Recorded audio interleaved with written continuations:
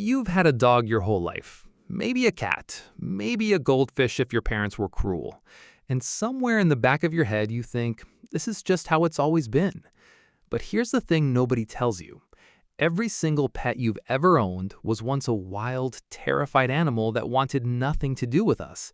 And someone, thousands of years ago, looked at a wolf, and thought, yeah, I'm gonna make that my buddy. So the question isn't whether we'll domesticate something new. The question is, what poor creature is next? People assume domestication is this slow, peaceful process, like ancient humans gently coaxed animals over generations with food and patience. But reality, it was messy, it was accidental, and it was weird. Take foxes. For decades, scientists in Soviet Russia ran an experiment. They bred wild foxes, selecting only the ones that didn't panic around humans. Within just 40 generations, something remarkable happened. The foxes started developing floppy ears, spotted coats, curly tails. They started whining for attention. Nobody planned for that. The scientists wanted calm foxes. They got something that looked and acted almost like a dog. Turns out, when you select for tameness, you accidentally select for a whole package of childlike traits, softer features, more playful behavior, a face that makes your brain go, I must protect this. Science calls it the domestication syndrome. Your brain calls it, aw. So, which animals are already sitting on the edge of that threshold? Let's start with one that sounds absurd, the emu.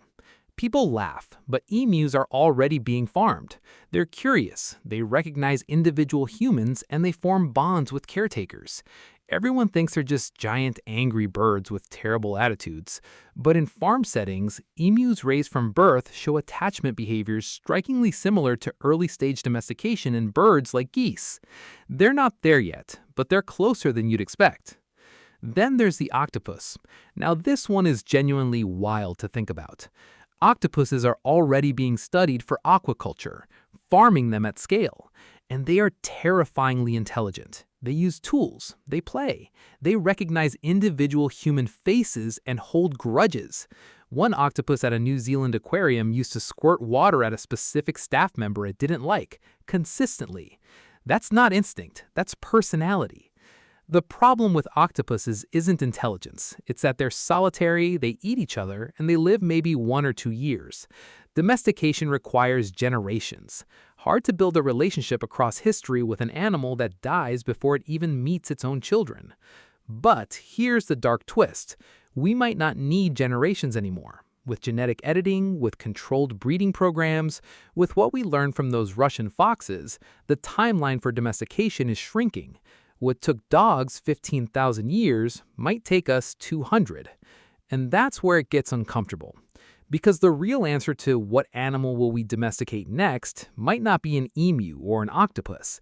It might be something we engineer, something we design to want to be around us. A creature built with tameness baked in at the DNA level. No generations of selection required. No accidental floppy ears.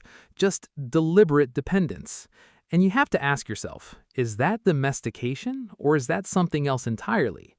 Because every animal we've ever domesticated gave up something. Wolves gave up their independence to become dogs. Aurochs gave up their wildness to become cows. In exchange, they got food, shelter, survival, but on our terms. The deal has always been, we take care of you and you become what we need you to be. That's worked fine for 15,000 years. The question is, what happens when we get good enough at biology that the animal never had a choice to begin with?